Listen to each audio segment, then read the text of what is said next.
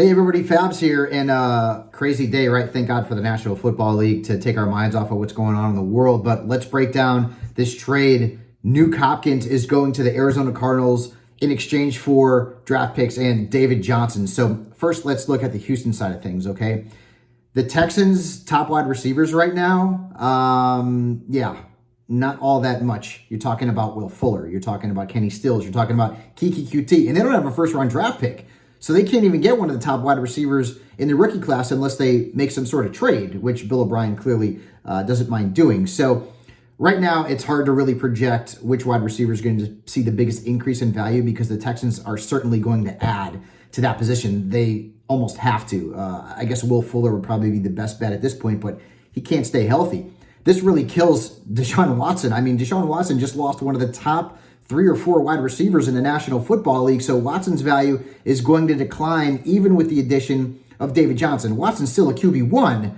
He's just not the third quarterback off the board behind the likes of Lamar Jackson and Patrick Mahomes. So David Johnson, great move for him because he's going to be the feature back in Houston.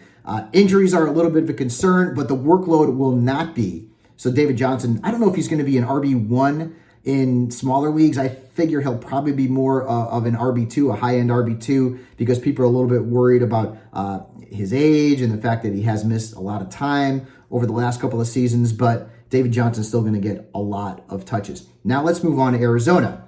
And it's bananas now. I mean, look at this offense. Like, they have Hopkins, Larry Fitzgerald, Christian Kirk, Andy Isabella. Now they're not going to draft a wide receiver in the first round with that top 10 pick. There's no question about that. But Nuke, I feel like he still is a wide receiver 1. He's not going to see any huge decrease in targets, especially in an offense that likes to play fast. Larry Fitzgerald probably wasn't going to get drafted until late rounds anyways. He's not going to get drafted until late rounds regardless. Andy Isabella may not get drafted in redrafts. And in terms of Christian Kirk, his ceiling gets hurt, obviously, because he's got one of the elite wide receivers now catching passes in that offense. The big winner here, well, there's 2 of them. First off, let's talk about Kyler Murray. Murray's the top 4 quarterback right now. He's probably top 3. It's going to be Lamar. It's going to be Mahomes. It's probably going to be Kyler. Look at the stats that he's going to potentially put up with Nuke in that offense. I mean, it's going to be bananas. So Kyler Murray moves up certainly from a fantasy perspective ahead of Deshaun Watson. Crazy, right? And in terms of the backfield, Kenyon Drake was transitioned.